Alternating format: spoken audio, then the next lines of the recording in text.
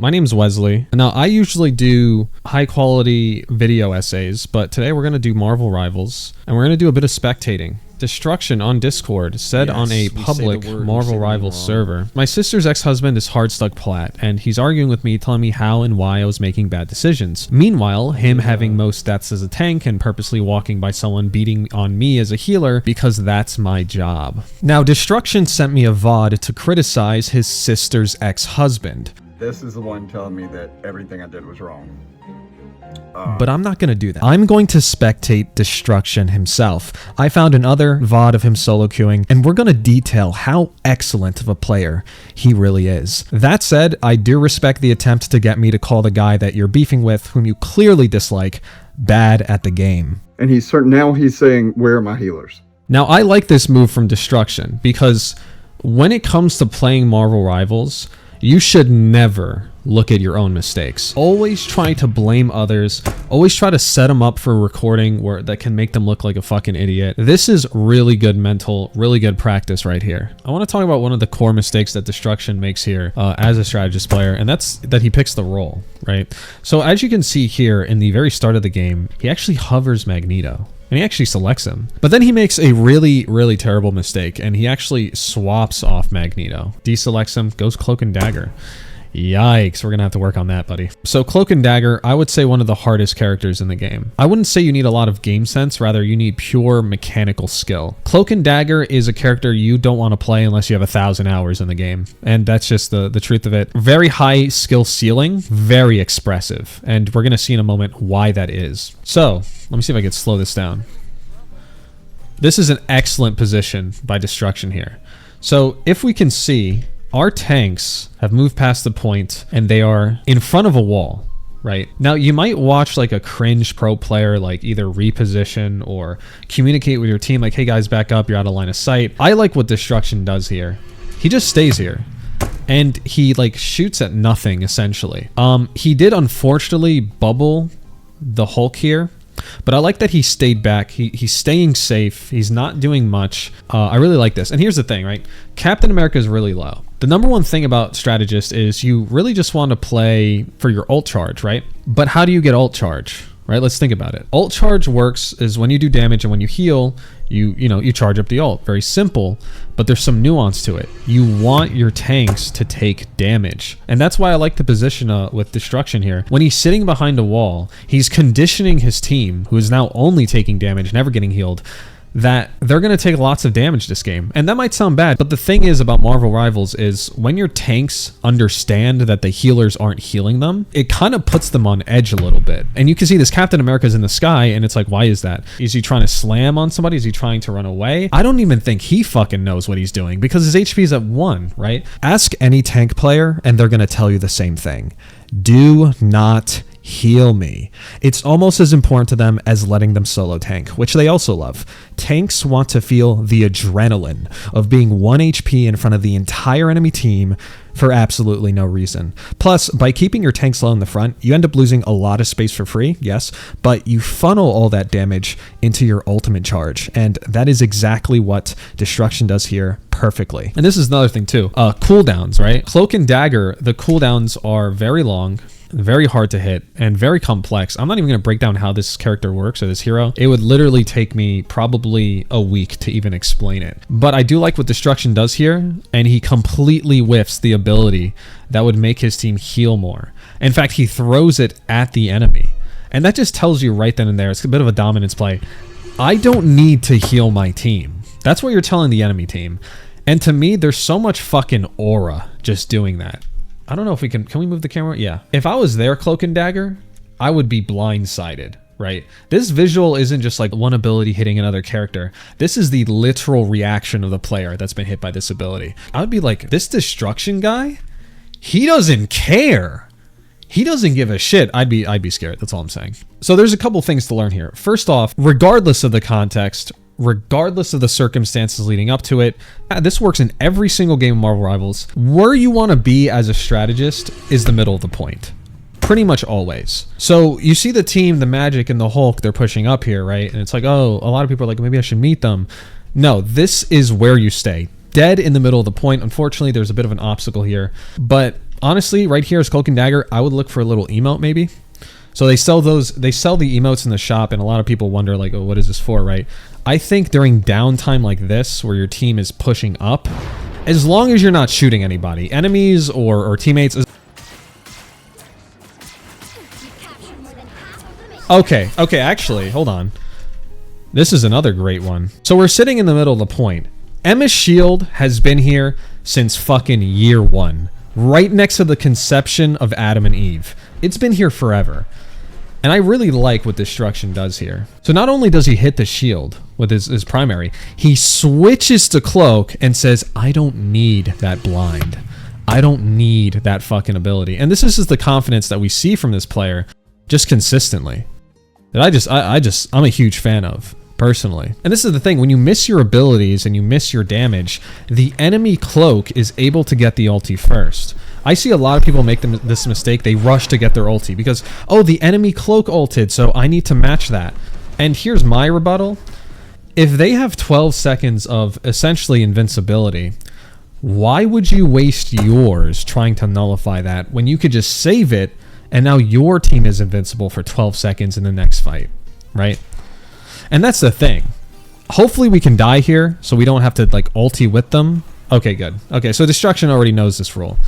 You don't want to be hitting your abilities. You don't want to be healing your team, attacking people, walking up, because at that point, you're just going to be tempted to counter ult, which is a common misconception. And look at that. We have it for next fight. We lost the point after we had a huge lead.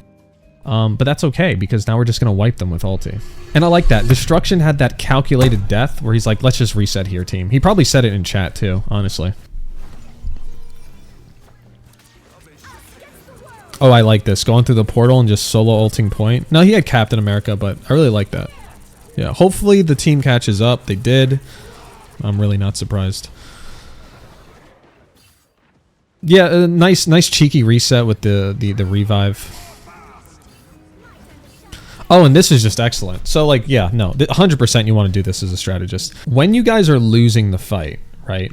When they have ultis on you, you want to use your escape ability as mobility to get back on the point as Cloak and Dagger, right? And then you want to just start DPSing the torch. That's exactly what you want to do. Honestly, I can't even say anything here. I could not have played it any better. Now, potentially, you could have used the revive to reset with your team because, like, maybe the fight was lost or something. I think that strategy's cringed. I would never do that. And as a strategist, I would just run at the torch, personally. So we switched to Luna. Probably a lot easier than Cloak and Dagger. Oh my god. Oh my god. Oh my god. Like, this is the perfect game to spectate, man. Common misconception with Luna. You want to use the clap to heal your team and also hit the enemy team so that you do the most efficient amount of healing and damage simultaneously with each clap. Yeah, fuck that. I like what Destruction does. Hits the clap before the TP. Hits the clap before the TP. He says, I'm in there. I know exactly what I'm doing. I love this. Loses a full second before he starts clapping. Again, I don't need these seconds. I don't need these abilities, okay? Yeah, I mean, heal the cap, don't heal the cap, it doesn't matter, bro. This is my clap, this is what I'm doing with it. Freezes the ammo, walks away. There's just too much swagger going on here. And then he's like, dude, I'm out of the fight.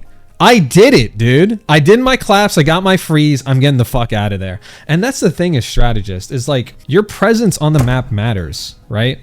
Torch was probably looking right at you, saw you duck under the map, and he said, what the fuck? You probably like mentally stunned him for like 5 seconds. Look at BP. You live this. You lived it. Dude, when you're doing all that shit, they can't hit you. And again, we are applying the same fundamental principle in the middle of the point, dealing damage. You love to see it. He does kind of go on the outskirts here, which is a bit out of character. But I really like what he's doing. And oh, and there you have it. Okay.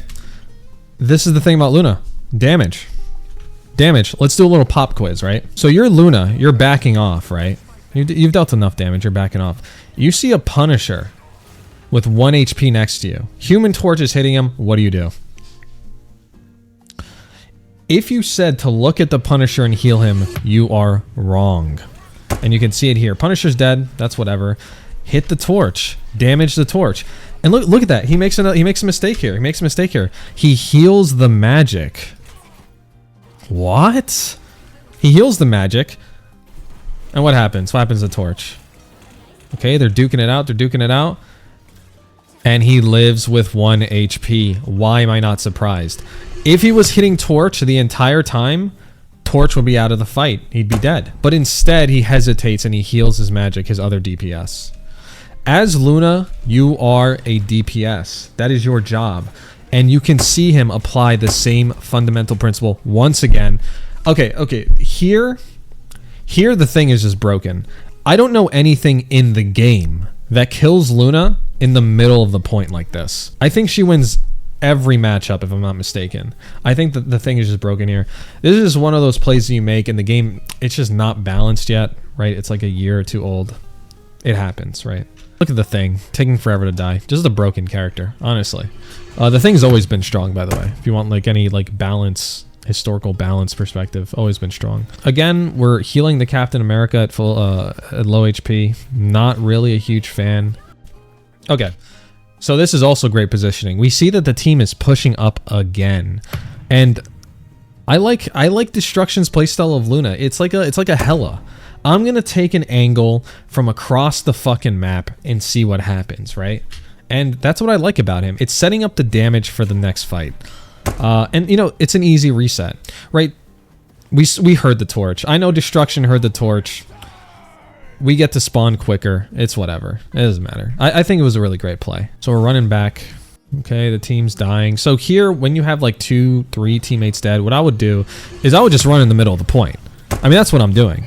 And you can see the Hela pick.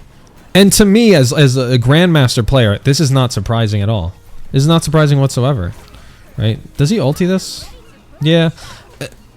It's okay. Yeah.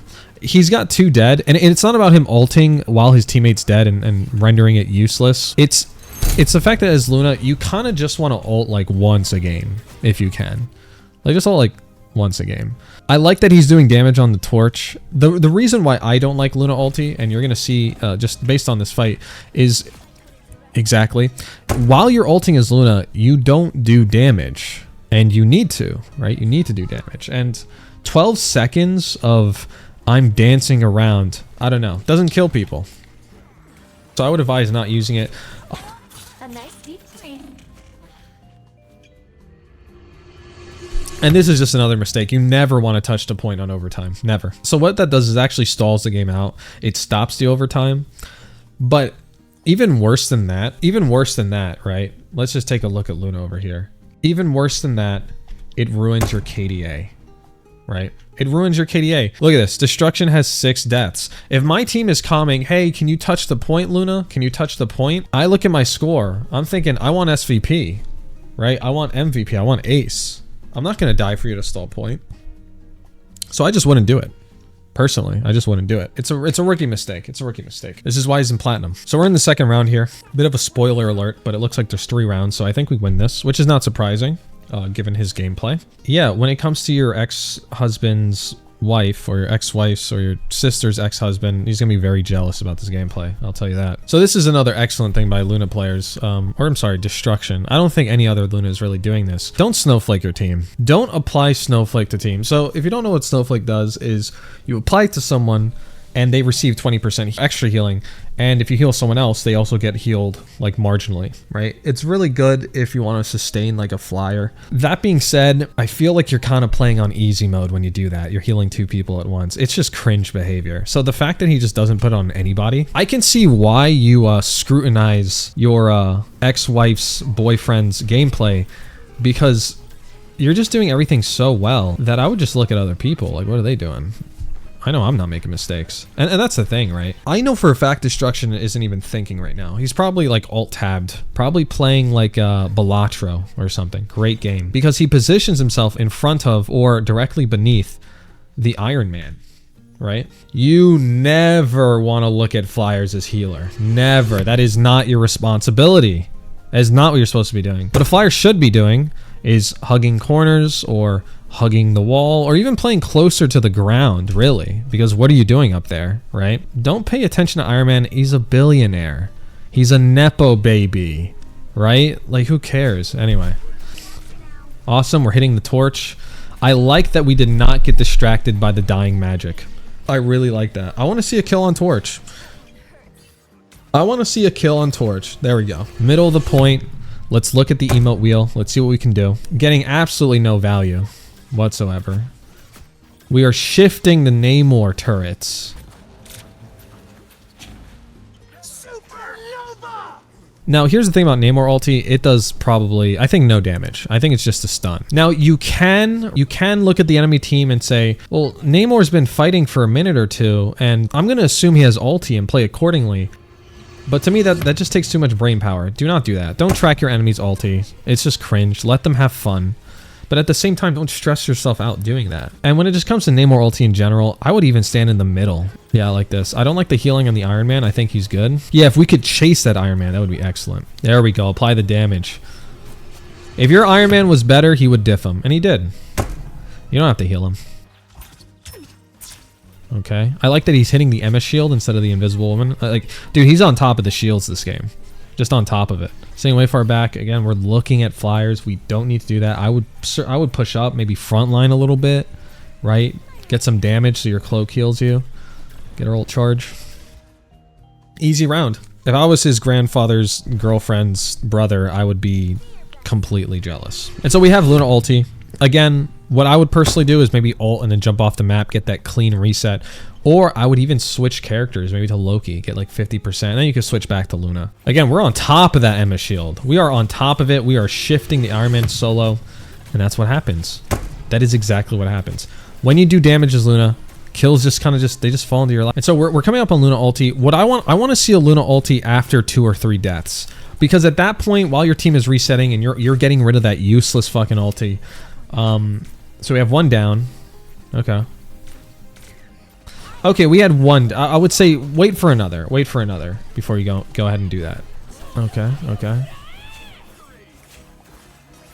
Awesome. Let's see if we can get the Psylocke pick. Okay, she does get away. Okay, I like this. We're going for a little flank on Luna. We're not touching the... We don't need to touch. We don't need to touch the cloak ulti, by the way. We don't need to do that. All right? Cringe. Go for a flank. I love this guy's gameplay, man. We get a free reset because this Torch thinks it's Call of Duty and team deathmatch and trying to kill us. And again, yeah, snowball. Throw everything you have into the Emma shield. That is what it is for, right? Get rid of it. Honestly, I would have liked to see a clap on the Emma shield as well. It seems like he goes for the Hulk here. Again, applying damage to Torch. We do not need to heal the Wanda. We do not need to heal the Wanda. Okay, okay. Nice, nice. He's doing a great job. Going for the flank. Okay, let's see this. Okay, this is a bit unfortunate. I think Psylocke is just broken. I think Psylocke is just broken. Literally the entire Psylocke player base is carried. That was an excellent Luna play. An excellent play. And unfortunately, some broken characters are just gonna... They're just gonna beat you, because the game's unfair. Okay. Do we step into the cloak ult this time? Maybe. No, I like that we're not. And you don't want to turn around for the Psylocke that is hitting you. You don't want to call that out either. You want to just stay there. Yeah, back up into the Psylocke and the thing. That's exactly what you want to do. You just ate an ulti for free. Now your team gets to live on point, right? I think that's a good trade, personally. We got to pick on the thing. And again, why is thing dead? Because Luna ate his ulti. Right? I think Punisher was chilling there, personally. Let the Cap get a free reset. I'm loving this already. Jump on the point. Ult nobody. Wait till 1 is dead. I think we could lose a second. Personally. I would just start backing up. Yeah, exactly. Yeah, back up. Let them eat the flames. You know, I think that's a really good idea. Again, the thing is just busted. I mean, I think that was a 2-for-1 right there. Or a 2-0. I think you would have killed the thing and the Human Torch last patch. But unfortunately, you know, they gave him that Fantastic Four team up, or, you know, they did something. Anyway, the characters are just broken, I think. And we're on the Loki. This is good. So I've seen strategies of Loki, or people switch to Loki so they can place a clone and then TP to port. Personally, I would place down 2 clones and just start hitting the Human Torch immediately if I could. Which we see here. Yeah. Perfect. No, this is excellent. Okay. Alrighty, they're at 99%. I would eat the Emma ulti if I could, tank it for my team a little bit. Is that what he does? Excellent, excellent, excellent. You don't want to leave the point or anything that your tank's on it. You just want to get the ulti out of the way, right? And it looks like, unfortunately, we lose, right? I would just blame my team for that one. I don't know. Dog shit team, honestly. So, technically, this was a loss, but I do think, honestly, I think even coaching Destruction here is, I feel a little out of my depth when I look at his gameplay. If anything, he should be looking at mine and coaching me, really. So I guess this is less of a video about like coaching and more so learning from a top player. Now, it might look bad having 12 deaths on Luna Snow, but I think we made a lot of game-changing plays that justified literally each death. And then you look at your team's deaths, right? And it's all the times you didn't heal them. I think that was also just like the best thing you could have done. So like even those deaths are justified. Overall, a great game. Overall, a high-quality match of Marvel Rivals. And I would just continue to criticize other players if you can. Always defend yourself, never take responsibility. You are infallible if you play this game. That's the mentality you have to have.